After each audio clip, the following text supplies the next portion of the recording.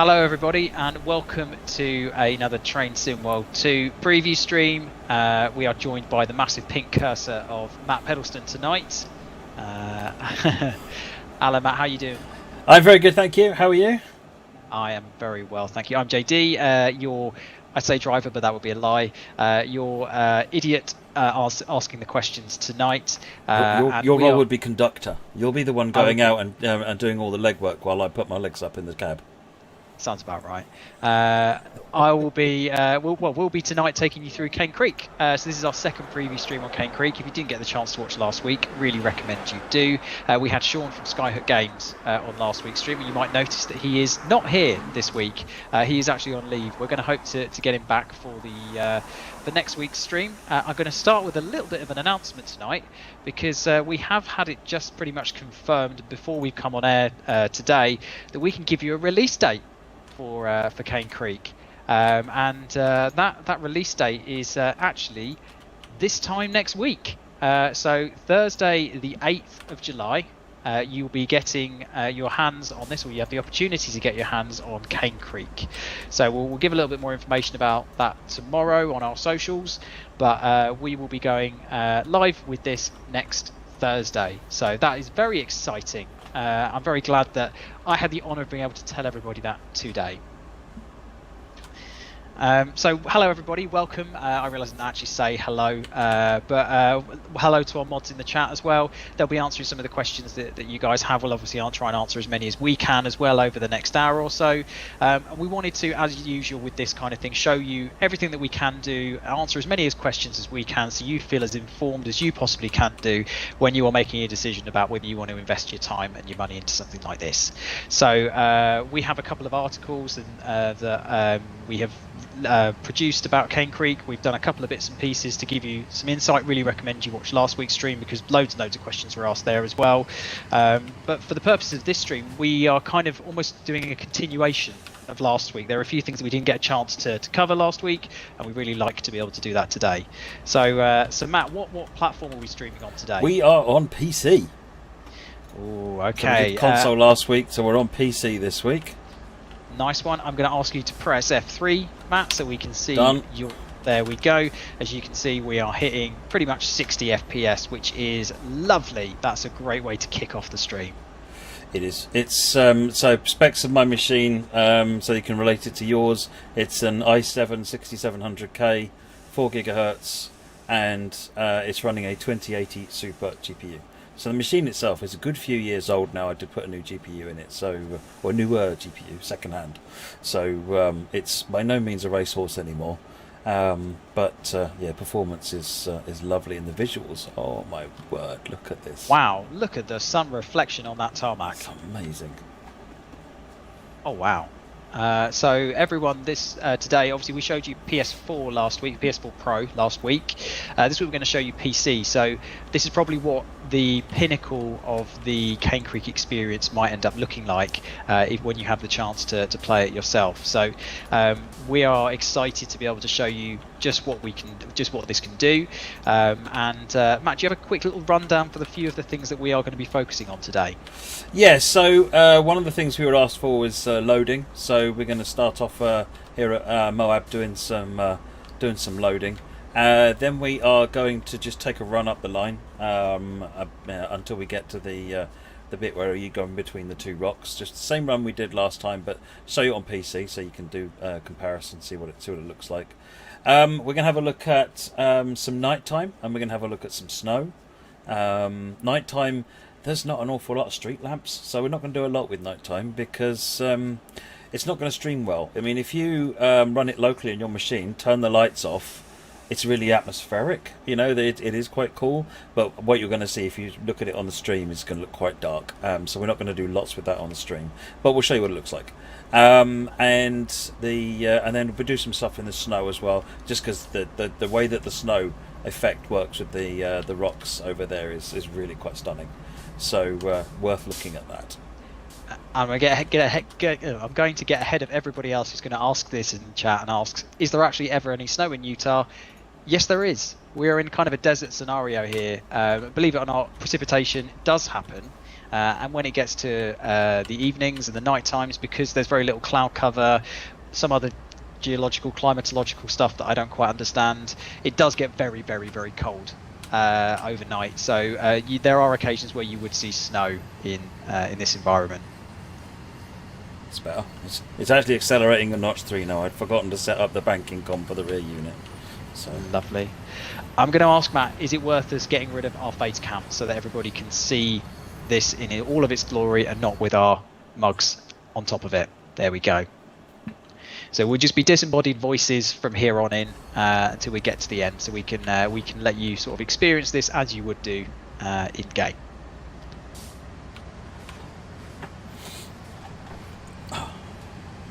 Wasn't paying attention to the train and now it's stopped. Oh no. Slow speed control. Yeah, if I thought about it, I should have set that up. But no, I'm not using slow speed control. I forgot. Doing it old school. And as you can see, just in the top right hand corner, we have got the FPS counter as well. So if you just want to keep an eye on that over the course of the stream, you'll see how the performance is. And it might be that, given that we've already said we perhaps don't have the best computer for this kind of thing, it might be that, and restream can be a little bit funny sometimes. The stream may lag a little bit, but you should be able to see the performance on Matt's PC in the top right hand corner at all times. A quick question to begin with from Apollo Gaming. Are there any cars from any of the cars from Sandpatch Grade available? Any swapping or available across Sandpatch Grade and Cane Creek? So I've definitely seen the Union Pacific SD40 on Sandpatch Grade. I was having a run doing the U877 C40-8W scenarios services. Sorry, and there were a couple of occasions where the Union Pacific SD40 from Cane Creek appeared on AI train, so that works. But I've not seen anything CSX on this route. I don't think that's set up. So I'm going to say you'll probably see some Union Pacific stuff from here on Sandpatch Grade. I don't think anything from here will show up on Peninsula Corridor. So we're getting heavier now, so it's starting to need a bit more power to keep going. So yeah, I think that's pretty much the extent of substitution. Yeah, there were a couple of mentions of this last week in the chat, so I've just brought up what Sean said last week. The GP382 for the Peninsula Corridor is not available on this route for the time being. It might be that changes in the future, but at least for the time being, not. I don't think the they case. run them here because they're too small. True. So I think it's all 6-axle power that runs here, whereas the GP4 is the GP38. Sorry, is a little lightweight. It's almost a small switcher, and they don't really do a lot of switching here. It's all through freight, going in up and down the branch line. We have our first challenge of the evening from Adam. He says that he finds freight boring. What excitement is there to get on this route? Which is, I suppose, a gauntlet laid down if ever I heard one. It is one of those things that if you don't like running the American freight trains, managing your train up and down the grades, because this is not a flat route at all. I think there's three main gradients on this route, 3 summits, the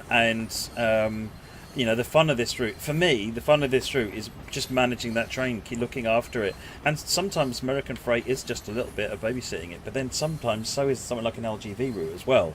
So one of the really neat things about railway enthusiasm is that there's so many different branches and interests and so forth, and what this means is that some things will appeal to some people and some things won't, just because of the nature of them. But yeah, for me, this is really about managing the train up and down the lines, using the slow response American air brakes with the dynamic brakes, and just managing all of that up and down the gradients. That for me is fun.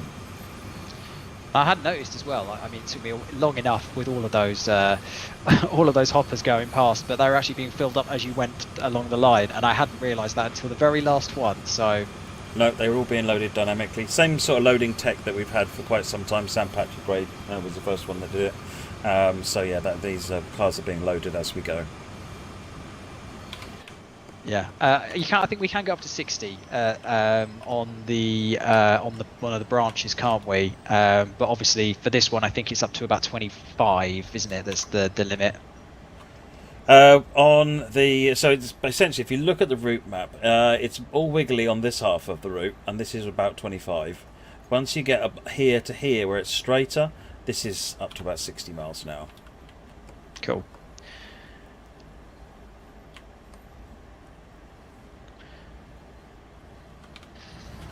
Just got to bring it up to the stopping point. But yeah, they are kind of a love them or hate them kind of thing, aren't they? Sometimes freight routes. Yeah, like, I mean, it's the same with anything. It's like routes like the high speed ones. For me, the pinnacle of the experience is I like commuter stopping trains or shunting things, where I'm actively driving the train. Whereas something like high speed trains, non-stop trains, and sometimes these kinds of trains, you know, they don't hit quite the same resonance. But what I like about the American freight trains is just that complexity of managing them. As you crest the grade and you want to come down the other side, managing the switch over to powering down, putting the brakes on, getting the dynamic brakes, that stuff I find really, really interesting.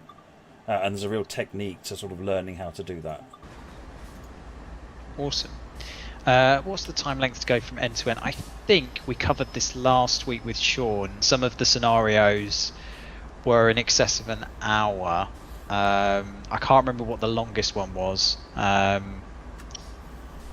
me have a quick look. I think they're hour and a half. I think is the longest one, but that's not necessarily just one run. But 25 miles an hour. I mean, I think it's about 30, 40 miles the route. I can tell you that it is 40 miles. Yeah, 40 miles. 40 miles. So half of it's 25 miles an hour and half of it is much faster than that. So, you know, it's not going to be a short run. But the nice thing with the short section, or the slower section, is it's also the really, really scenic section. You know, so you've got these kinds of views to grace your screen while you're cruising along at 25 miles an hour, and that's no bad thing. Yeah, and I think we use the word rugged, haven't we, to kind of describe this landscape, and I can't really think of a better word to do so. It is just kind of nature at its finest, really, isn't it? And but I think Skyhook have done a fantastic job of being able to capture kind of the enormity of it, the scale of it, and also kind of the unfettered what's the right word? I've lost all of my train of thought. The unfettered kind of like carving out of the ground that this is kind of shown, and obviously this is where a river is flowing, and you can see that as well, or where a river has flowed in the past, and you can kind of see that. Yes, it's one thing. If you compare with the screenshots, from the images from the PlayStation stream, you'll notice that there's a lot more detail on PC in these sorts of areas here in front of the camera. You know, this is some of the areas that where the detail is simplified on the console and boosted on the PC.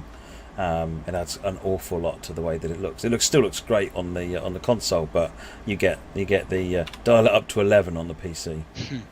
A couple of questions about Series X and PS5s as well. I believe the builds for PlayStation and Xbox are what you would have seen in, say, last week's live stream. There's not a separate build for PS5 at the moment, is there? No, that comes once we do Rush Hour. Then we start having builds that are custom per platform. So until Rush Hour, it's PS5 is running the PS4 version, Series X is running the Xbox One version. Albeit it'll do it a lot faster, obviously, but that's just natural. Yeah, cool. Let's have a look, see what questions we've got. So someone's asked for the horn. We will do that. Well, I mean, I can't hear it, so I trust Matt to do it. Tell me when you want to do it, Matt. And there we go. Just done it. Just done it. So these are sounds that are reused from Sunpatch, I believe. Yeah. I think Sean went on. Matchas Pio says, "Have you got a modified engine.any?" I do not. Let me just have a quick look what Sean said last week on the sounds. I think they were talking about the access to things like the relevant sounds and being able to do it justice. So I think they decided that for the purposes of their first route that they were looking at for Train Sim World or Train Sim World 2, they were going to try and make sure that they got these bits of the locomotive and the scenery absolutely spot on. Yeah, they spent a lot of time on the exterior of the locomotive and getting that in, and listening to a lot of the feedback. With from the early photographs, you'll see this differs from some of even the key art for the add-on, because the screenshots and the art went out, and feedback came in about guardrails being different shape and other refinements. So they listened to that, took it on board, and made those changes. So they're listening to you. Absolutely, and this is the weathered livery, isn't it? I'm running the weathered one. I've got the clean one on the back of the train. Cool. This is the clean one. So this does come with 2 liveries. There's the spotless clean one, and then the weathered one. I like the weathered one. Feels more kind of suited for the environment, to be honest. All trains should be weathered. Yeah. Right. Get started now. Roy is asked to look at the map. We'll do that again in a second, because we looked at the map sort of about 5 minutes ago. But we'll take a look at the route map again in a second. We'll go over in a little bit more detail as to sort of where the route goes and where you'll be kind of spending a lot of your time. Wolf Boys asked, will PS4 games be upgraded to PS5 quality after rush hour? I suppose we can only work with what PS4's functionalities are going to be, I suppose. So answer to that question is PS5 will do our best to make sure that we make the most of PS5's functionality. PS4 will do our best to make sure what we can do with PS4. Yep. Can't really answer it any differently than that, I'm afraid. As we come along to rush hour, we'll hopefully be able to have more clarity in what that actually means. But for right now, it's the aspiration is to do what we can where we can. Livery editor support, I believe that's the case, isn't it? Yeah, and rail driver support as well for this. So all the bells and whistles. Something that we probably do need to mention is, I know there were a few questions about level crossings last week, and we were talking about that they were functional. They were, and we took a look through last week, and something wasn't quite working right, and we haven't been able to fix it in time for launch. But I know the team are looking at it, and it's something they want to try and implement as a post-release fix. They're looking at it at the moment, so I can't guarantee it. So assume for the time being that what you see in terms of the level crossings are going to be what you'll get when it launches.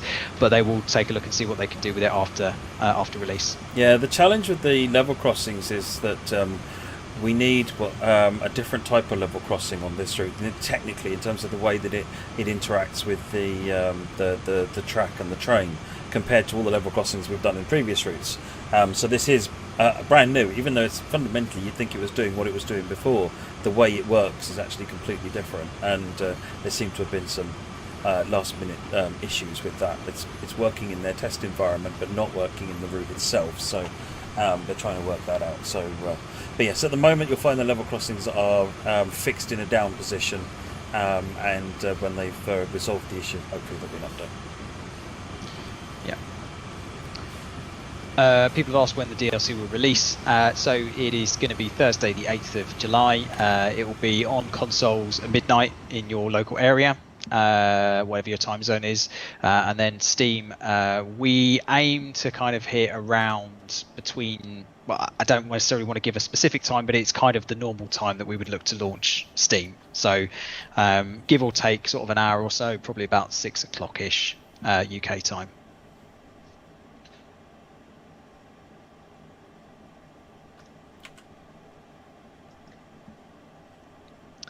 A few questions that have been asked before so far. So what we're going to try and do is I'll make a note of them, and we'll ask them again slightly later on in the stream, just so that people who are coming in a little bit later get the answers as well. Things like the subbing in of other locos, route map.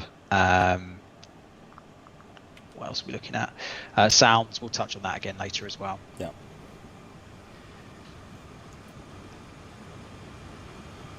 We've passed the Gronk speed from the workshop stream last night. That was insane. I did hear that was a bit of a mission. We decided we'd take a Gronk, and this was a viewer request. We decided we'd take a Class 09, I think it was, or it might have been an 08, and take it on the LGV from Marseille. We thought we'd ambitiously try and get to Aix-en-Provence, the first station, but once we got to the tunnel 16 million hours later, we decided that was enough. I think that was probably enough for everybody. We were quite impressed. We got it up there. We were, because it's a really steep gradient up the tunnel. It's once you get into the high speed line. We were really surprised it made it, but it did. So, yay to the almighty Gronk. Yay. There's a question about pre-order as well. I don't believe there is going to be pre-order for this particular add-on. It will launch on Thursday, and that will be that. Just trying to go through as many questions. We will do snow. We will do dark. We will try and cover as much ground as we can do. But as I say, dark. Matt's already mentioned. There are not many lights on this route, so it's not the most streamable thing in the world. So we just do a little bit of that, so you can kind of get the vibe of what it's going to be like. We'll do a bit of snow, so you can see what that looks like as well.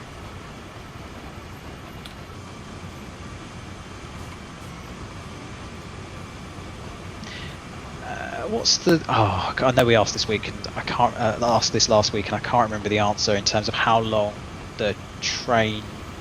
I think what Sean said was the maximum length is something like 40 cars. Okay. Something along those lines, if memory serves correctly.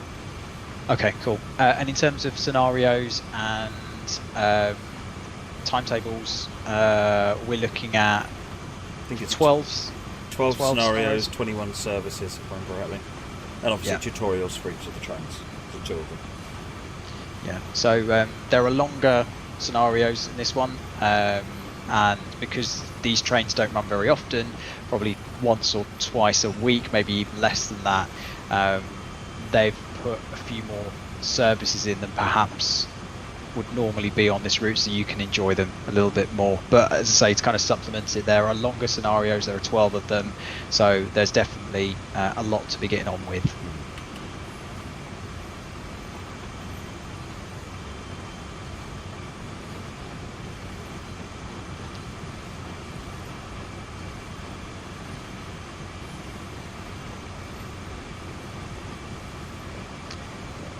So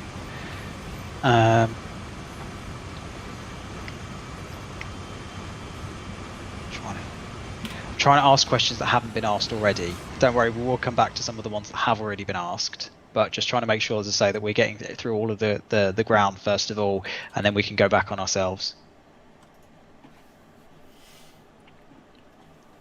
Rolling stock. What do we have for the rolling stock on this one, Matt? So you've got the 2-bay hopper that we're hauling at the moment. There is the new ribbed hopper, Union Pacific ribbed hopper. So I'll try and show that when we do the snow. And I think there might be some other hops, some other more generic hoppers, covered hoppers, 3-bay hoppers as well. But we'll have a look at those when we get to one of the snow ones, so you can see those as well. Awesome. And that is a great shot as well. Kudos to the cameraman. He knows what he's doing. Yeah, no, that looks stunning. It's just, to be fair to the route, it's really easy to find good places to put the camera. You do not have to work hard to take good shots of this route. Absolutely. Almost every shot is a good one. I saw a couple of questions a little bit earlier on about donkeys. Obviously, that is kind of one of the hallmarks of one of our own routes when we do them ourselves. Skyhook, they haven't got donkey on this route, sadly, but they will take a look and see if they do things in the future with us, what they can add that's going to be their little Easter egg, their little hallmark. So there won't be a donkey on this route, but they will look to see what they can do in the future. Someone's asked, do we get trains running the other way? I don't. Most of this route is single track, so trains running in the other way would be a bad thing, TM. Yeah, you would not want that. I mean, in reality, this route sees one train a week. So the service mode has amped it up quite a bit, but it's still essentially a train down and up, train down and up, train down and up, because it is pretty much all single track. Yeah, absolutely. What I forgot to mention is there is mastery on the route as well. There may be no donkeys, but there is mastery.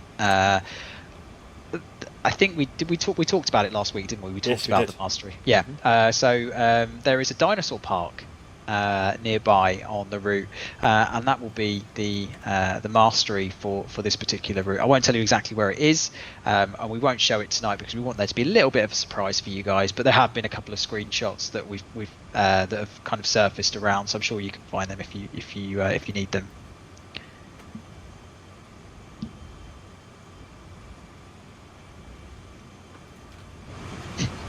Moggy's just suggested a donkey-shaped rock. Someone earlier on said, is there any chance of us reusing these assets? It's a shame having all these great assets. Actually, these assets are available for anyone developing in the Unreal Engine. This is a pack called the Quixel Mega Scans that Skyhook have taken into TSW and made work in the game engine.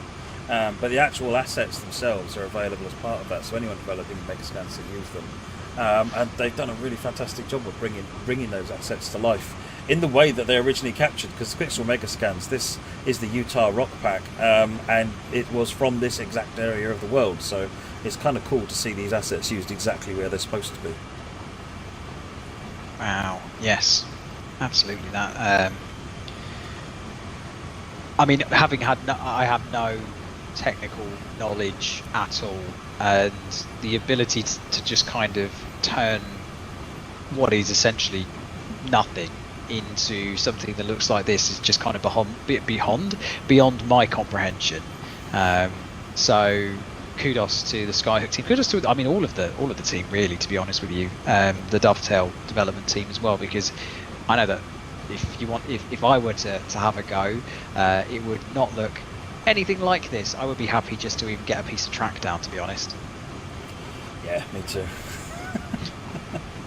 Now the team, it's a really a fun process watching the team create, whether they're creating a loco, creating a building, or creating a route like this. And so I know that we've had Andy doing some stuff on the streams showing you about making buildings, so that's fascinating. So I think the plan is to try and do more of that, so that you can see and see some of this amazing creative process that goes on. Yeah, and actually that's a really fantastic segue, Matt, because I know that we normally launch the RFTV schedule on a Monday, but this will be on Monday's stream. So I want to try and get ahead of it and let everybody in the chat know that it's happening.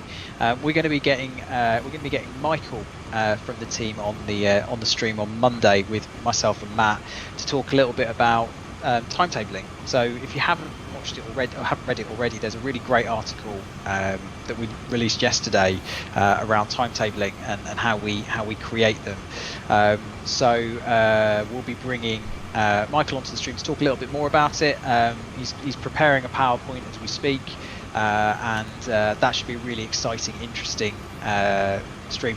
I mean, if for nobody else, then for me, because I don't have a clue. So that'll be fun. Making timetables is one of my favourite things. I've done quite a few myself, and it's a really fun process. So I'm looking forward to going through the process with Michael and showing you what the team do. Because seeing the trains running up and down the tracks in real life and seeing a timetable is only part of the story. There's so much more. It's really fascinating process. So yeah, come and join us. It'll be fun. Yes. So yeah, that'll be next week. There won't be a quiz, sadly. I did see a couple of questions about the quiz. There will not be a quiz next week. We are a little bit more light on numbers over the next couple of weeks in the team, so you'll be seeing my face a little bit more than you would normally be doing. But we are going to try and spread the load a little bit wider amongst the team, and it means that there might not be a quiz this month. We might squeeze one in at the end of the month, but we have a lot of other things to do and to talk about. So you won't be bored. Let's just say that.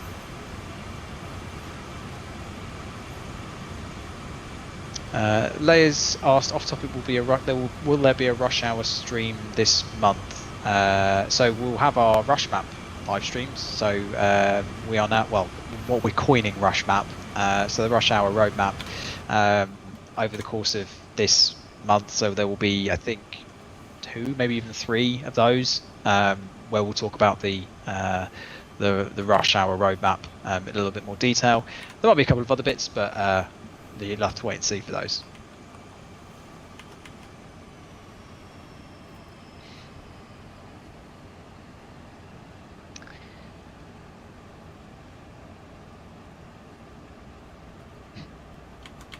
Cargan's asked, is this the radioactive stuff you're hauling?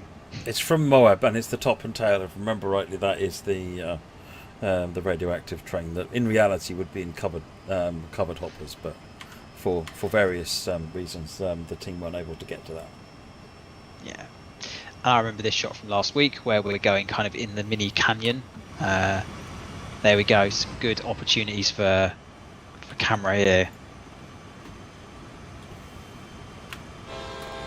There we go.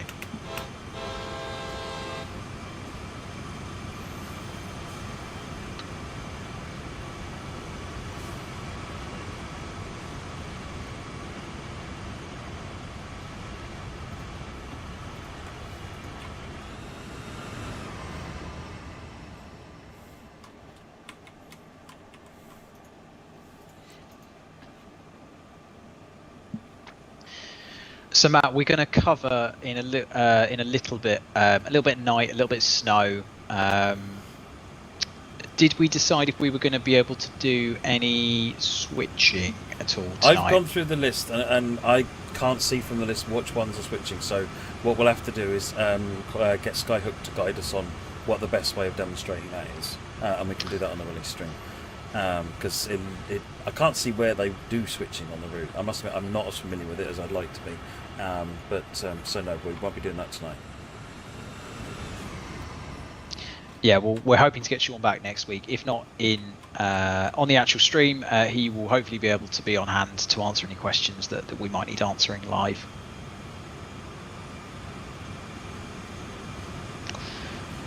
Is that 7 AM or 7 PM on the sim time? I think we work in military. Yeah, I was going to say we work in military clock, don't we? So it'll be 21 if it were PM.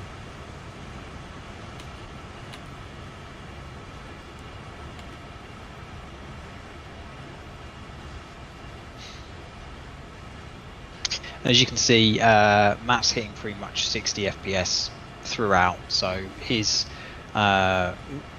rebuilt, I think by what he said earlier, non-racehorse PC looks like he's doing a decent job thus far.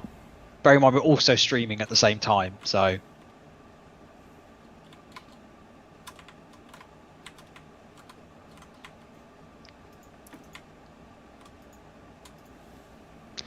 Wouldn't want to be standing there in real life, I tell you. I would. With my camera. Absolutely want to be there. It's a beast of a machine 5 years ago when I bought it, Gareth. It's only a 6th gen i7, so it's by today's standards it's decent, but it's no beast. Apollo's asked, will we see Seaboard Railroad and Atlantic Coastline added to the future TSW2? I'm going to answer this in the same way that I answer all questions of this ilk. If it's not on the roadmap, we're not currently working on it. Sorry, but we never say never, but not currently.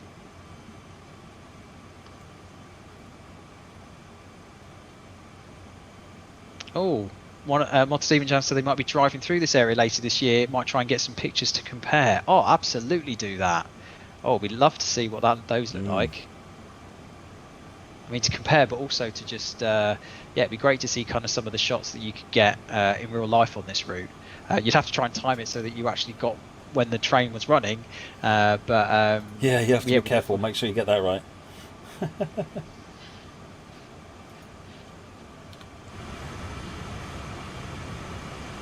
Right, okay. Let's go and have a look at. We'll go the north end of the route, and we'll put some snow on.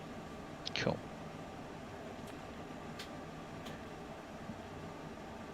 Nathan Porter's asked what other Union Pacific locos will be added in the future to this route. At this point, this is the stuff that's in the route. There are no plans at this point for adding stuff. What happens in the future is for the future. Yes. I'm always asked when's the St Ives route coming out. No, when we've got more information for you, we'll share it with you. Roadmap will probably be your best source of information on that front. And someone else said, "Don't tell me Matt's the voice of this one." No, Matt is not the voice of this one. Actual American voice. Oh, nice.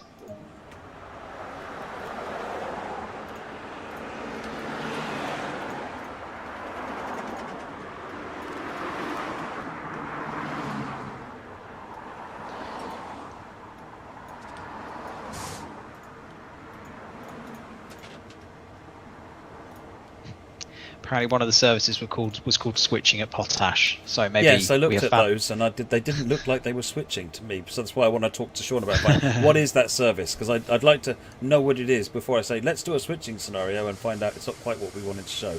So yeah, that's why I'm not 100% sure, because there is something declaring itself switching, but I will get an answer for that, and we will look at it on the next stream. Yeah, and all the sounds that you hear tonight will be what is in the launch. Yeah, so everything that you see tonight will be in the launch build. Yeah. There might be a couple of things that happen further down the line, but assume for the time being that this is going to be what is going to be the launch build. So we are in the snow. That's exciting. Snow. This is the new ribbed hopper, 3-bay covered. This is the a revamped version of the covered hopper that was in Heavy Haul, and a couple of different variations of colour on that.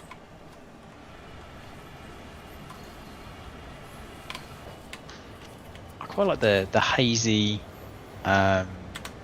light in this one. It feels quite sort of winter's day, doesn't it? The sun's really setting at almost at 3:30 in the afternoon.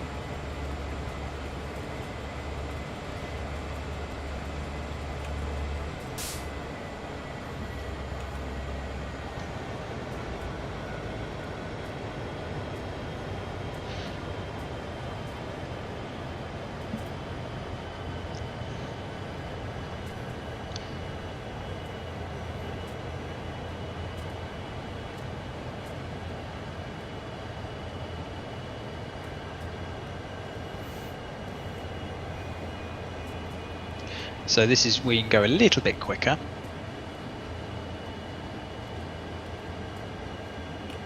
At 27, we've got 30 limit here, and once we get off the main line, it'll then. In fact, no, I think we get up to a bit of speed before we hit the main line.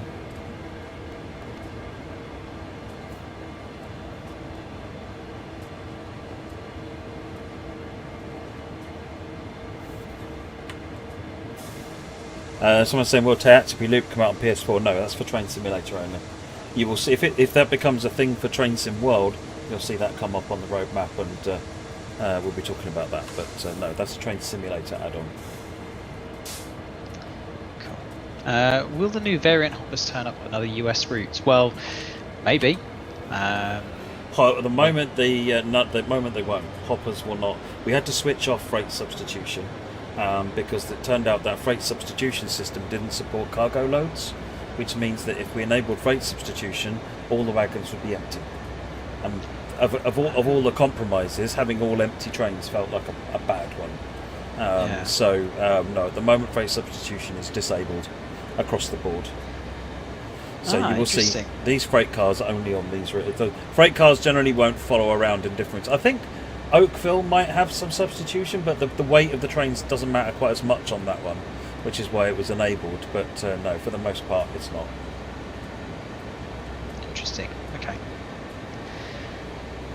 that's a good explanation, Matt. I wasn't aware of that, so that's good for me to know as well.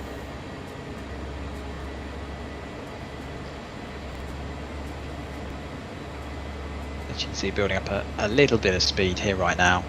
Obviously in the snowy conditions, absolutely ideal. What you want to be doing is ridiculous speeds when you're in the snow, totally.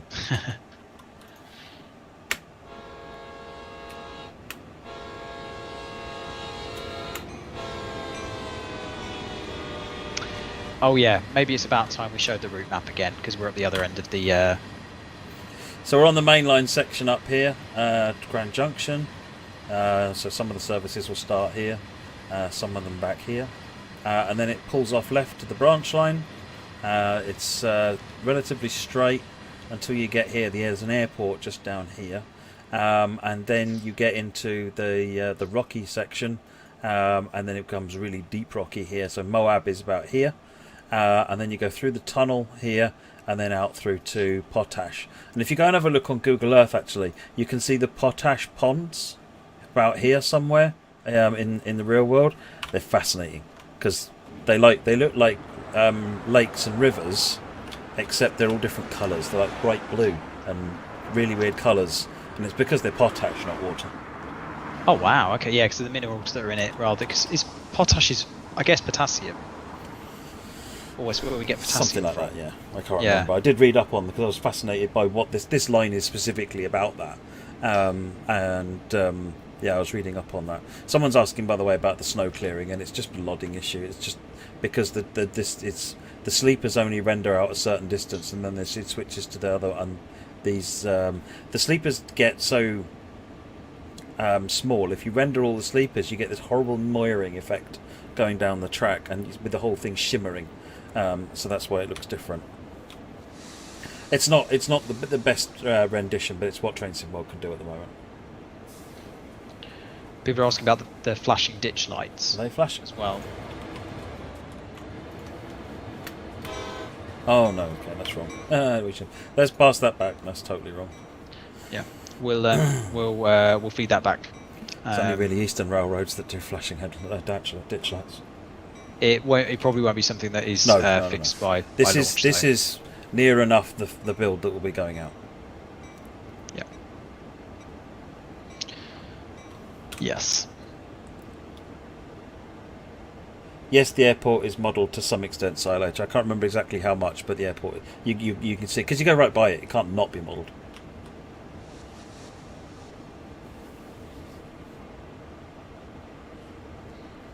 It's actually the runway that you go by.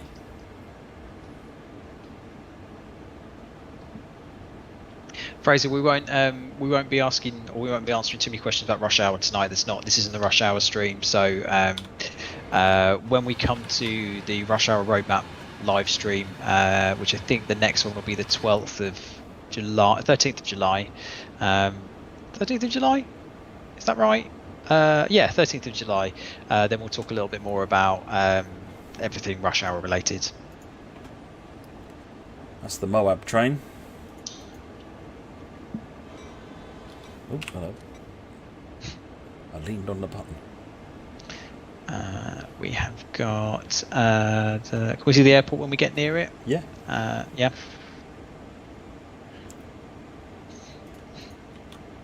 Roy's asked how many miles the route is. 40 miles, I believe. I've got some fun facts about the route. Well, let's say fun facts. Stuff that's going to be on the Steam store page. Anything else that's worth mentioning that we haven't already talked about? 12 scenarios, 21 services. The scenarios are quite long as well, so there's a few sort of pretty hefty ones in there and a few shorter ones, so quite a good little mix. Anything else that's worth mentioning?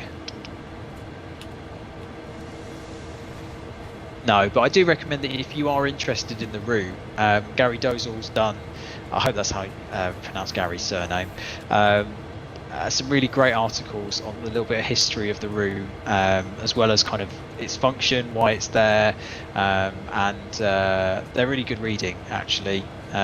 So if you haven't already checked them out, I really recommend you do, because they are a really good read actually. Quite lengthy, but they're really informative. Gary always packs a lot of knowledge. Yeah, Gary's really knowledgeable. He truly is an expert on the subject, and it's all, you will always learn something reading. And not only that, he's got this magnificent photo library,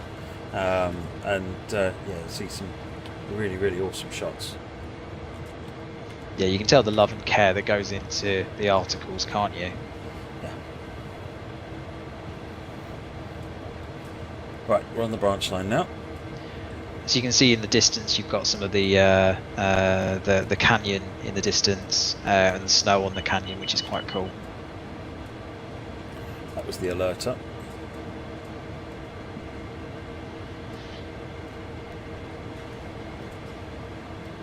Swinging round towards our destination now, off the main line.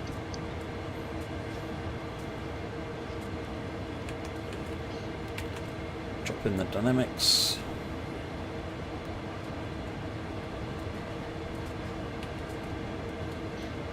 Max speed is 60 miles per hour, but quite a lot of the route is, well, not quite a lot of it. In terms of time, if you go from start to end, maybe about half and half is sort of 60 and 30. So these are grade crossings. These will be down permanently. Yeah, we are looking at a fix for that, but it won't be in for launch.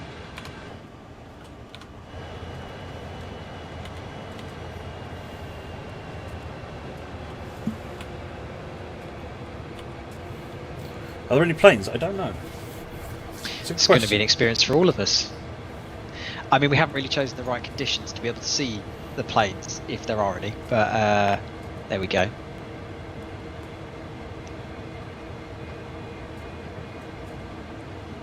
There you go, there were Bell's Everett Aviation.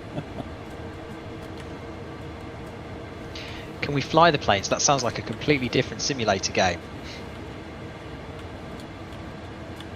Been there. Yeah.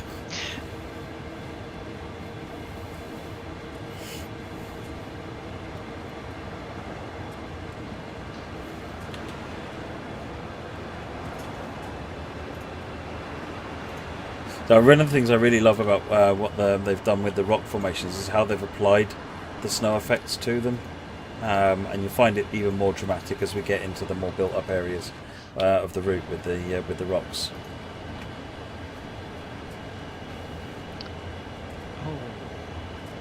Question that I don't actually have.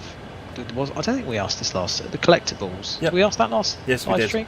Yeah, Okay. we did. There are information boards. There are like these water kiosk things. Yes, I do remember now. Um, Yeah. I can't remember what the others are. There was something to do with water, and there was something else, and I can't remember which one it is. We'll ask Sean next week. But there was definitely water because we made the joke about the fact that it was in the middle of the desert, and you probably need some water.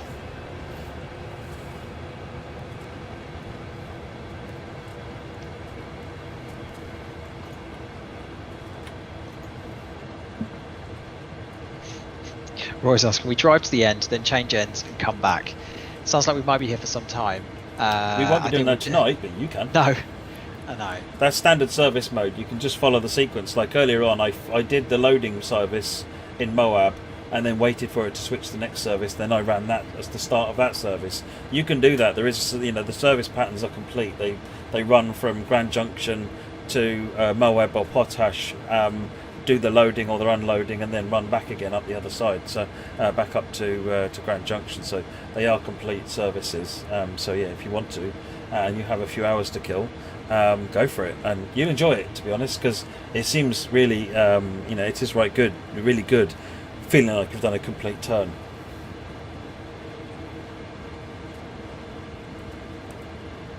Canyonlands Regional Airport. There you go. That's the name of the airport.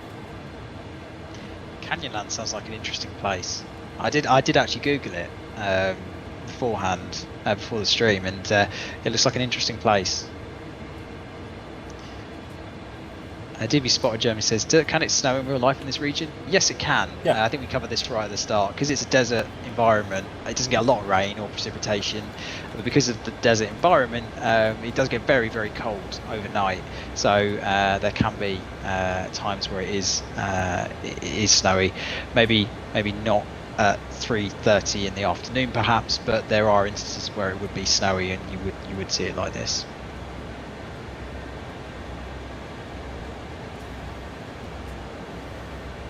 And we are in Utah.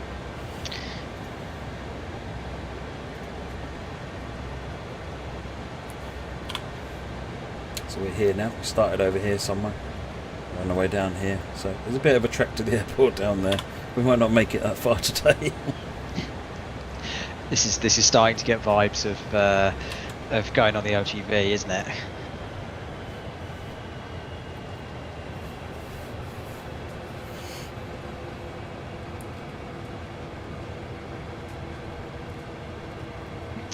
Are you able to do a rundown? Explain how to set up a cab for top and tail at all. We might, we might save that one for the launch stream. Let's do that one on the launch stream, and I can run through that again. Yeah, we can cover that off. What I might do, what I think I'll do is we're going to do a night run in a minute, and I'll do the setup for the cab, whichever cab we end up with on that one.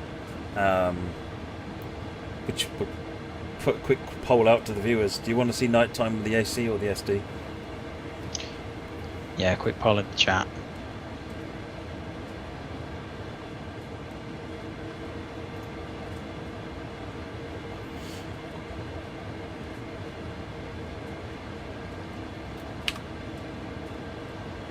I mean, early votes for the AC there. AC. Okay.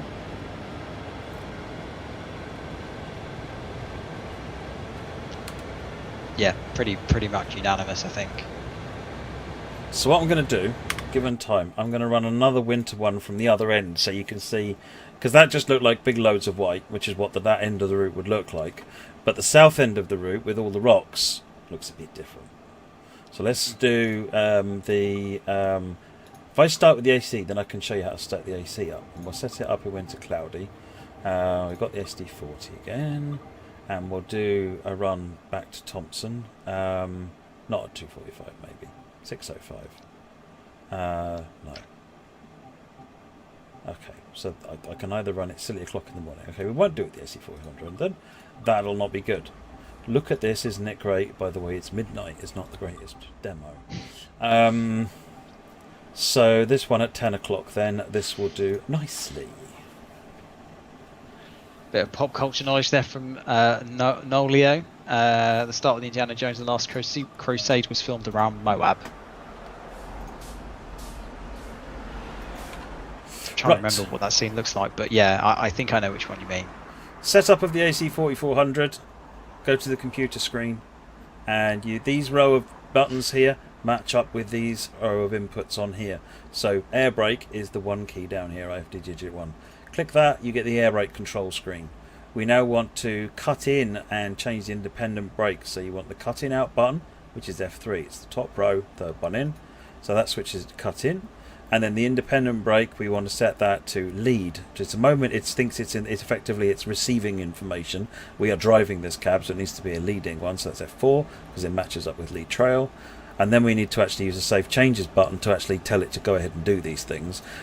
You can hear the brakes then did their thing. So we've not got that. And F8 is the exit button there. So we've enabled the brakes. Without that, the train's not going anywhere because you can't release the brakes. Effectively, that enables these levers. I'm going to apply the independent brake and get the train brake released so that we can get the brake pipe pumping and get the brakes off on the rest of the train. You can see the numbers, the pipes coming up here. So put it in forwards and then we'll stand up and we'll come down here, and just over here there is the 3 switches. You'll see that 2 of them by default are on. You should check all 3 of these are on. Generator field is off. So we click that one on. What that does is turns on the throttle handle essentially. It's not exactly what it's doing, but without this the throttle handle will do nothing at all. So we've now given ourselves the ability to make the train move. I now want to turn the headlights on.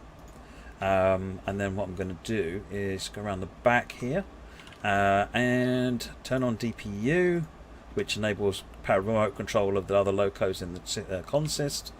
And I think that's all we need to enable on here. So now that we are good, we've given the train a bit of time. Let's take a look at the flow rate. Flow rate is how much air is flowing out of this train down the rest of the brake pipe. So as the rest of the wagons are all filling up with air and recharging, so we're having to keep sending air down to that point.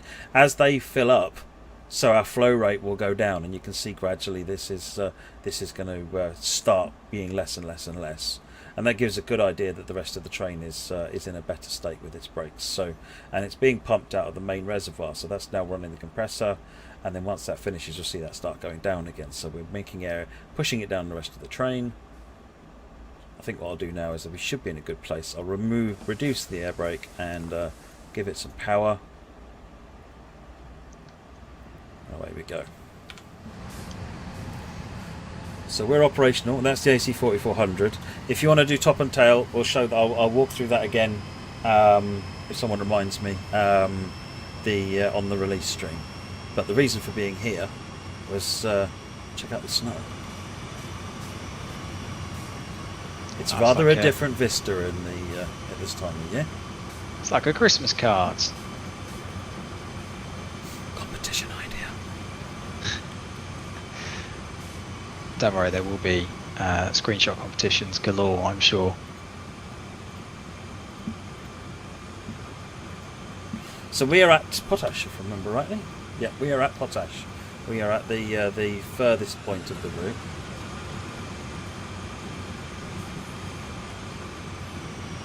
You know what I might do? I might see if we can get that sort of 2 or 3 minute segment, Matt, where you were going through the controls, and we might see if we can maybe clip that out of the video, so we've got that as a separate little video. Because I think from what I can see from the chat, it looks like that was quite useful.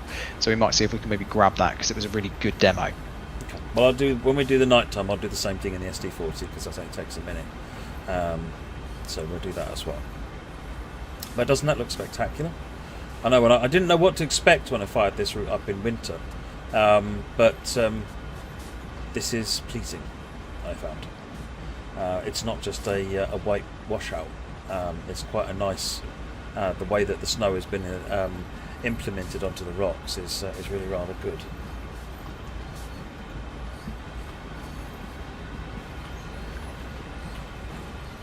And it looks like, so I'm not by any means criticising your driving, Matt, but it looks like you're struggling to keep to the speed limit, which I suppose is when we're talking about sort of challenge for the route, it looks like it's kind of an unassuming, kind of very kind of relaxed drive through the mountains or drive through the canyon. But actually, because the gradients are quite, I mean, not right now, but like the gradients are quite undulating, and you need to keep focused. You need to be very well aware that you are carrying quite a significant load across this kind of environment. So that's kind of where I suppose some of the challenge comes in with the driving perspective. It is. I mean, at this moment in time, I am purposefully exceeding the speed limit a little bit, so we'll see a little bit more of the route. Yeah, it is. It can get away with you really quickly if you're not paying attention, particularly when the gradients change, because they don't change suddenly. They change gradually, and if you're not watching, you'll be like dazing at the sky and looking at the ground and the cars and the river, and suddenly you're going down a 1-point-something% gradient, and you've got no brakes, no dynamics set up, and by the time you've actually got the brakes pulled on and everything else, you've had to almost bring the train to a stop because you weren't paying attention. And it's those kinds of things that reinforce, actually, if you pay attention and watch what you're doing, it's relatively straightforward. But if you let it get away from you, it can be, you can always get it back, just because you're not going that fast. So but the problem with with American brakes, or the challenge with them, is that they're slow to apply and release, even slower to release. And you can run out of air if you can't, like on a British passenger train or a European passenger train, you can almost apply and release the brakes as you want to, but with an American train, because it's so long and it takes ages to pump everything up, you apply the brakes, and when you release them, it's all going to get pumped back up again before you can really apply the brakes. You only get, I don't know, 3 or 4 decent applications before you run out of air, and then the only way you can stop it is an emergency brake. So yeah, that's the challenge, and it's good fun. Get it right, pay attention, it will not cause you any problems, but let it get away from you, and stop the train. A lot of people loving the reflection as well of the rocks, which I noticed as well, and that looks very nice.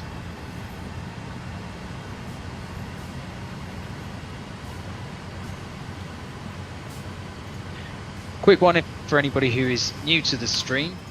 We did announce a release date for Cane Creek. It is next Thursday. So Thursday the 8th of July. It'll be available at midnight for Xbox and PlayStation. And for Steam it'll be a little later on in the day, probably around about 6 PM, something like that.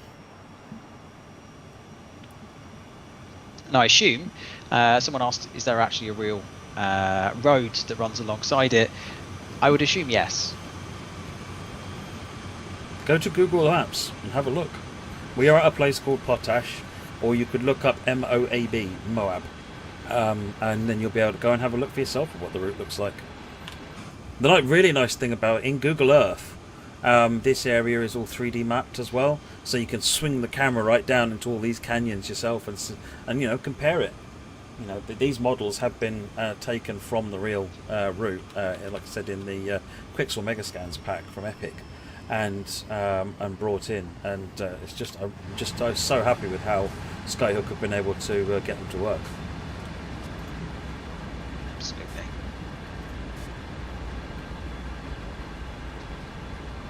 feel like for me this is the best part of the route. This for me is the kind of cream of the crop, really. You've got these towering rocks on the left hand side, you've got the river on the right, and you've kind of got the just everything in between. It feels like you're kind of really insignificant in the world of, well, just in the world really, which is you're definitely borrowing space. Yeah, you know, everybody.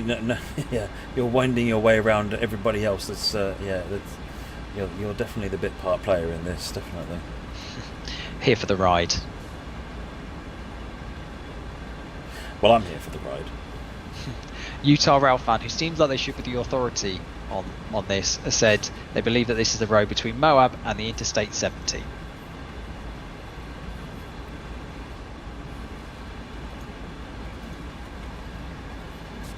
Patrick asks, does this run near any towns or cities? Don't think. I mean, there are some small housing areas, but I wouldn't necessarily call anything a town or a city. I don't know. I don't know the area very well, to be honest. From what I've driven around it, I have seen other things, particularly around Moab. Potash is specifically there, located because of the facilities there. But Moab, I think, seem to recall there's some stuff there.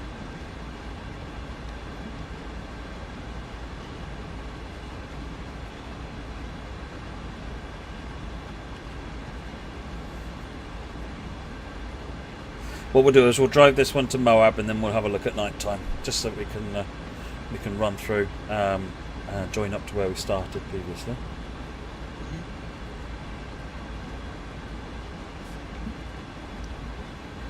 Raphael's asked, in terms of console, there have been a couple of changes to what you might have seen in last week's live stream, but by and large it will be the same. I don't think there's, like, if you're talking about kind of performance, graphical kind of fidelity, that sort of thing, it's likely to be a similar kind of vibe as to what we saw last night. There's bug fixing that's been going on between then and now. Yeah, and the tunnel stuff that we noticed in the last stream should be fixed. Yeah, that's baked. Yeah. Now. Someone asked about settings. My settings are those.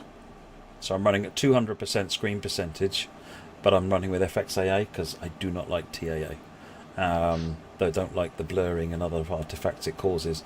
But when you bump up the screen percentage to 200%, because my 2080 Super can cope with that, that means that you reduce the need for AA if you've got effectively a 4K screen being downsampled. We are going through the tunnel, yes, Monda. We would just go through the tunnel, essentially. Moab is just on the other side of the tunnel.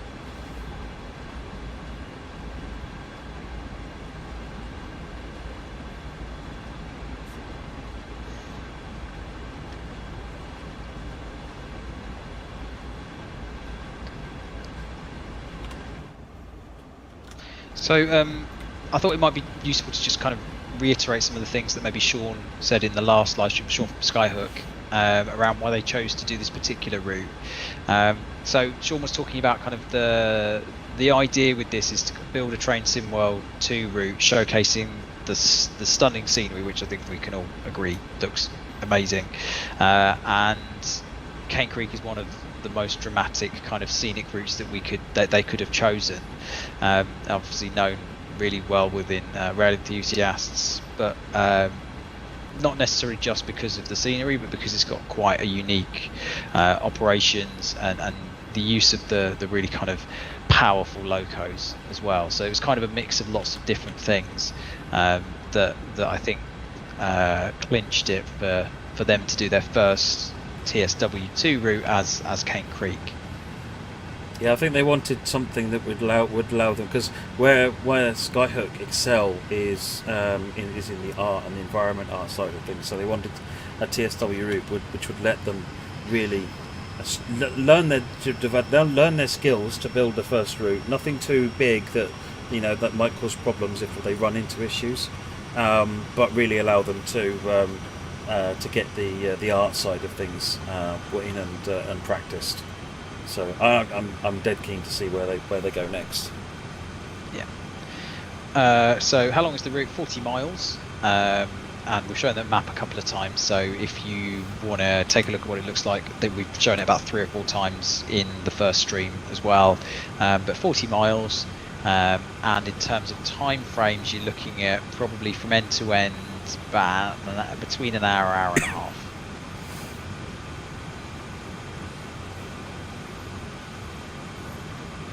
In terms of the game area, now I assume what Utah Ralph, you mean by that is, can you get out and have a wander and go and explore?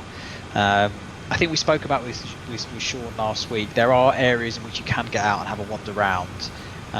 There are places where you can sort of go off the beaten track a little bit, but the majority of the experience of this route is kind of on the track, really.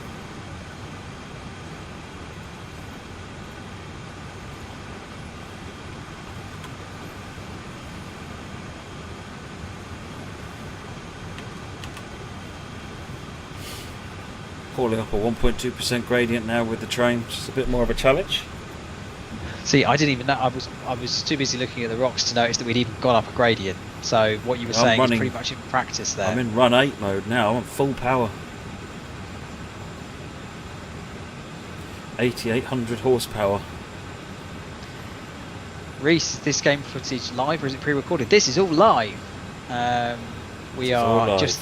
We are just disembodied voices over the top of it because we don't want to ruin your cursor. Yeah, we don't want to ruin your experience by putting our faces on it. Do you have to take a packed lunch? Yeah, I mean you can do. Give yourself the whole experience. Grab yourself a mug of cocoa. Do it. In the real loco, they've got a fridge, if I remember rightly. I can't remember where it is, but they've got a fridge. I think nice. It's might be there. You've got the toilet there, or you can obviously go and have a wander outside.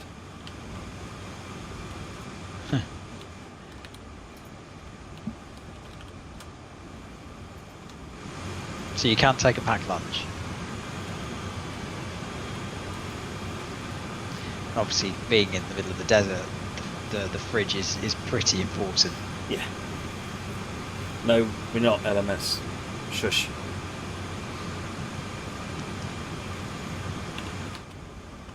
All of the mod cons, as Matt Jamka says.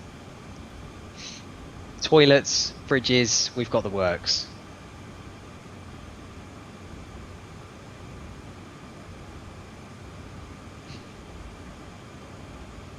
Can I bring a picnic chair? Ooh.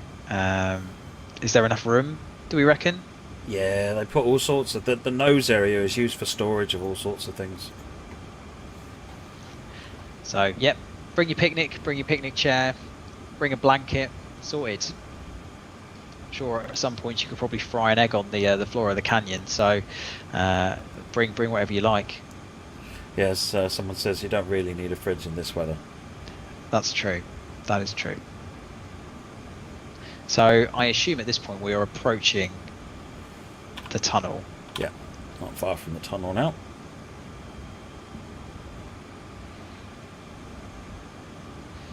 Oh, bring your dog. Yeah, bring your dog. Why not? Just make sure you leave a window open for it.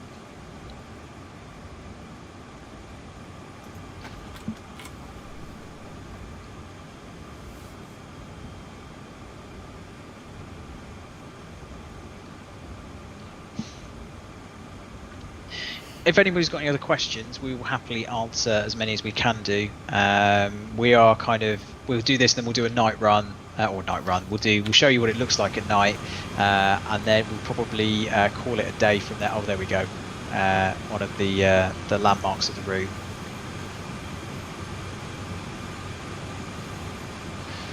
And I've completely forgotten what the name of it is. The big rock thing. What's it called? The Corona Arch. There we go. Corona Arch. Oh yeah, how could we forget that? Of all of the things, of all of the names to that we possibly have forgotten, Corona Arch.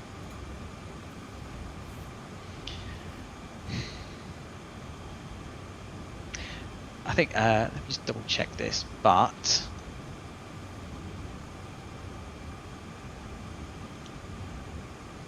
Yeah, it means corona means kind of like a crown.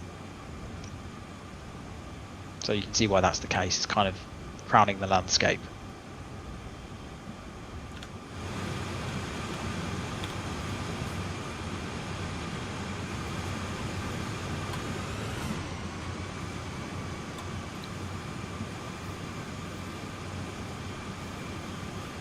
There we go. We've taken the HUD off as well, so you can see it in all its glory as well.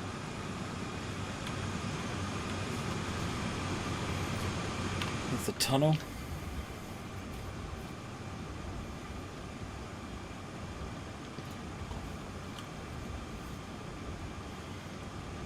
I'm really looking forward to seeing what kind of screenshots you all can come up with this route, because I know we've got some pretty good angles from this particular stream, but I have no doubt that you folk at home are going to be absolutely nailing this.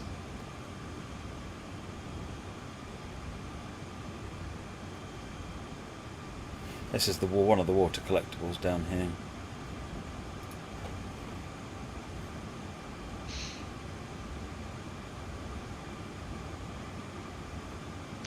There we go. So this is the tunnel as it's intended to be.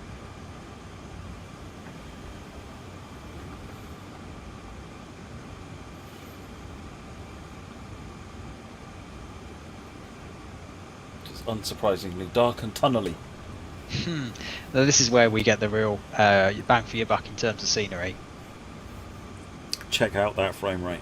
That's what I'm saying. How long is this tunnel? I forget. I can't remember. A mile or so. It's pretty long. Cutting a hole in a mountain. Yeah. So when you put it like that, I think you can forgive the fact that perhaps you're not being able to see very much right now. Plunge it all in darkness. Now you can't see anything. Oh. Crazy Dash has asked, the solution for the tunnel baking been found yet? Yeah, this is it. Yeah. This is all fixed on PS4 and dark. Next. I've got headlights on. They light things up. But you can see the cab is dark.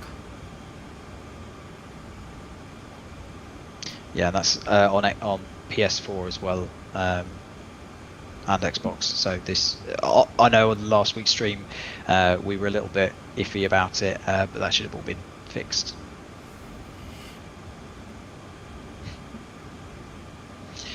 Sebastian says this tunnel gives you the time to take a break from such great views. This is when you can have your packed lunch. Yeah. When you get your picnic chairs out and have a packed lunch. 7,000 feet long, says Derek. 7,000, wow.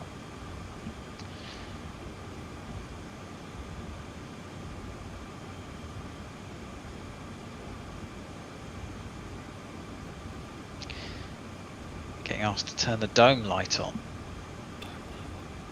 What? I don't know, I've literally just read that from the chat.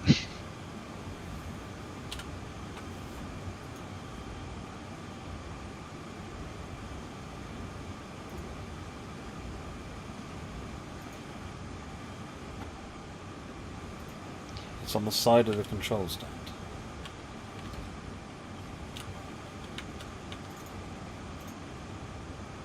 Cab dome light. That's this one. Toilet compartment light and nose cone light.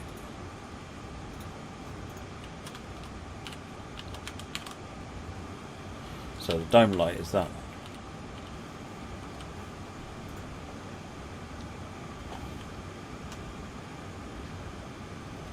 Bursting out into the daylight.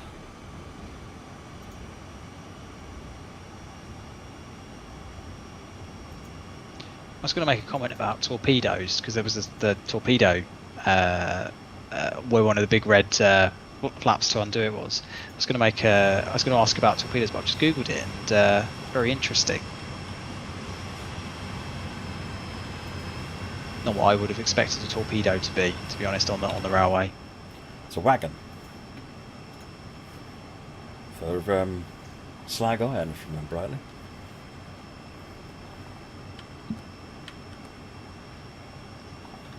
This is Moab. How far away the invisible borders? I mean, where can you walk to?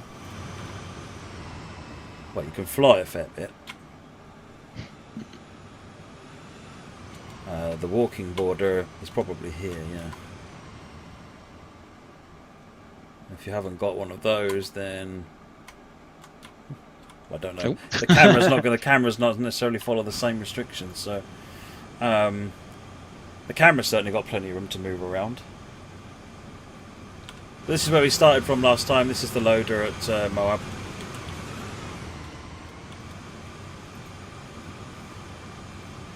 Stunning.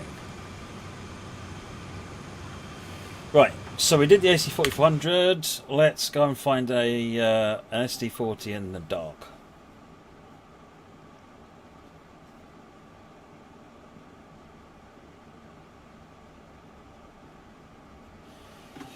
Right, so explore timetable SD40.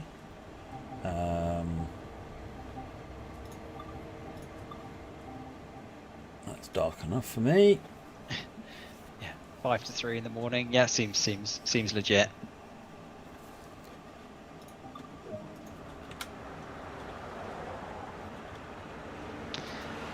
Ben's asked about subbing trains. Can you repeat what you said earlier, Matt? Because I don't want to get it wrong. So these trains, I have seen the SD40 sub onto Sandpatch grade. I've not yet seen the AC4500, but I think it should. You don't see any of other trains sub onto this route, and I've not seen these trains sub onto any other route like Peninsula Corridor. You won't see the Union Pacific GP38 sub onto this one either, because it wouldn't anyway. That's too small power. So this is one example of nighttime. This is you've got a lot of moonlight in this one. If I do a winter one in a minute, you'll see that it's rather darker. So you've got the stars out and still relatively late, well lit, even though it's 3 AM in the morning. But if I now go out and we do a something different, AC4400 at the morning. You'd made it out, Matt, that you couldn't see anything. That looks beautiful. It does. I love it. It does. Wait until I show you this one. Switch it to the proper train. We'll set this one to the winter, because in the winter, obviously it's a different time of year, so the weather is different. So if we now do a start at around the same place,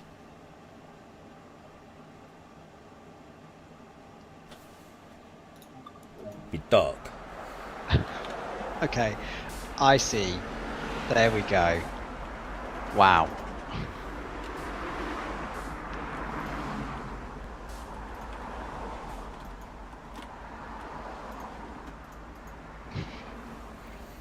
There you go. So I told you there'd be dark, but there'd be stars as well in the sky. So yeah, different seasons will give you different different degrees of light and dark. So you can kind of choose how what you want it to do and how you want the scenes to look. And the lights, and as you can see, the lights actually do something, which is great. And there's a function for them to be there, and you can understand why they would be used in the way that they're used. And as you can see, there are a few lights around the settlements as well, and it's there we go. So kind of as it would hopefully be in real life. And what you'll probably find is that in the journey that it takes you to get up from here to there, at 25 miles an hour, you're probably going to see the sunrise, and I imagine that's going to be quite something. I want to do that run and just see what that looks like, because I imagine having the sun come up. Probably there it is. Looking to see the sky is turning orange behind us, so you can see, it's starting to appear. And with the Jose Wilkie modelling we've got for the lighting here, you see the sky doesn't just sort of have a simple gradient. It models the way that the sky reacts to the sun quite accurately. So it should be quite a nice effect seeing that come up. Someone said, "Can I get up and run down the track?" Let me turn my torch on, so I see what I'm doing. L key to turn your torch on. D-pad right if you're on a console. This looks like the start of a horror movie to me, so it's like Blair Witch or something. There you go. It's sort of about where they normally would be, about the boundary of the fence. This is it, isn't it? This is just fantastic fun. Right, I did promise we'd do a quick SD40 switch on tutorial before we finish. So let's just do that, and then I think we're done. And the lights in the main lights on TSW don't go as far as they should for, particularly for American trains, because then what happens is they look terrible during the day when you turn them on. So it's a compromise at the moment, and on our list of things that we know is wrong and want to improve. Right, but there's no output of when that will be yet. And that's not exclusive to Cane Creek, is it? That's right. I'll just start that Potash one again, and I'll just walk you through the setup on this one. Right, so we are in the SD40-2. Wow, the wind is real. So first thing I'm going to do is insert the reverser, and then I'm going to push it forward. Generator field, remember the 3 switches we had on the AC4400? Same thing applies here. You'll find a lot of these processes are familiar, just done with different switches. Turn the headlights on down here. And then over on the brake panel, the first thing I want to do is to cut the brakes in. Now remember, we did that on the computer panel as well. We're cutting the brakes in here. Now this setting has a freight and a passenger setting. You want the freight setting. Then down here you want to make sure this is set to lead. This is the MU2A valve. So this is the other one. So remember on the AC4400 we set the brakes to to lead and to cut in. That is where you do that on here. It's exactly the same process. But the minute you move the valve, it's done. There's no save changes thing to happen there. So I'm going to apply the independent brake and release the train brake to get the train pumping. Here we're old school. We've got gauges. You have a gauge light down here. And we can watch these things. So this is your equalising reservoir. This one here that's flapping is your brake cylinders. The white one there is your brake pipe. So the brake pipe is now charging. This is the brakes, so now levelling out. So these all go to the point to match where I've got the independent brake. So that will settle down. The main reservoir here you can see is going down because we're using main reservoir to using the air in the main reservoir to pump the brakes up on the rest of the train. So we're still pumping up. This will go to eventually match the 90 psi on that. So while that's carrying on and doing its thing there, everything on this front end is done here. Over here I can turn on the number lights on the front. I don't need the engine room lights. I'll turn the platform lights off. We are a single unit or intermediate unit. We are not. We are controlling. Hang on. We are controlling with unit coupled at long hood end. I'll show you what that means. This is an SD40. This is the short hood end. This is the long hood end. And this is we are controlling a unit coupled here. It's just telling it which way to send signals. It turns the lights off on the back and will control the lights here. So ideally you could go through and check all of those light settings, and then you'll get the lights set up the way you want. You don't have to do that. That's just if you want to go through and do that stuff. That needs to be in the run setting to do what you want. In here, turn on the radio and head of train device there. Turn on warning devices there. So radio and head of train device turns on this thing, so I can now see what the brake pressure is at the back of the train. And when that's 90, the brakes are fully pumped. Warning devices is just the alerter, which will sit there and just beep at me every now and again if I don't touch the controls.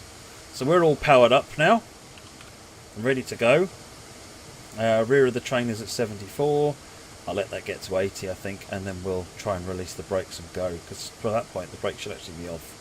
But you want to give yourself a bit of time to pump the train up before you release the brakes, so that you've got plenty of air in case you need to stop again.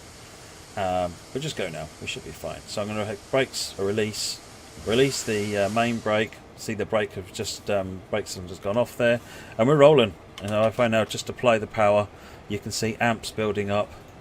Ammeter shows we're getting power generation, and we're accelerating. So the train is live and powering up, and we're driving all 3 of these units. And that's all there is to it.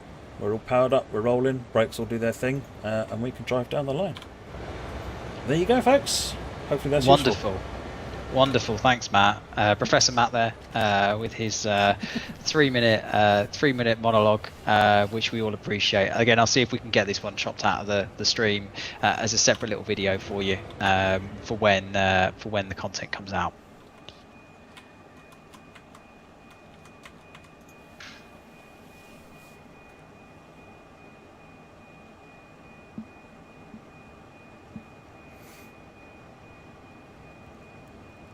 Oh, did I turn the ditch light? Forget the ditch lights. You can press the J key to turn the ditch lights on.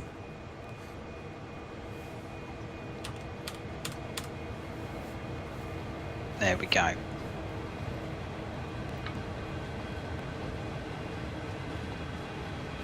There you go, folks. There you go. That's Cane Creek. That's on the PC, and we're back next week for the release stream. I believe we are. Yeah, next Thursday we'll hopefully get Sean on. It will not be me, I don't think. I think it might be Nat next week doing the launch stream. No, actually, no, it won't be Nat because she's going to be away. I can't remember who it is next week, actually, so I will get back to you on that one. It might be me again. You might have my the joy of me being on the live stream again. But now hopefully everybody's enjoyed that and kind of seen what the route's got to offer. We have got a launch stream next week, which implies that the launch is next week. This is coming out on the 8th, Thursday the 8th of July, so next week. We can't wait to see what you think of it. Well, yeah, I mean, if you've missed any of this, make sure you tune back into this live stream because we answered a lot of questions, showed a lot of things off, including snow, including dark, including various different parts of the route that you might not have seen already. And then last week's live stream we did on a PlayStation 4 Pro, so you might want to see what that looks like. And there are loads of articles as well on the website that if you want a little bit more information about the route, how it came into being, they are great reads as well. So thank you very much for tuning in tonight. This is the last stream of this week, but next week we'll be back on Monday with a really interesting looking stream on how we make timetables. That'll be with Michael from the dev team, myself and Matt, so you'll be back with us again on Monday. Have a wonderful weekend, everybody, and we'll see you then. Take care, everybody. Thanks for watching. Bye bye.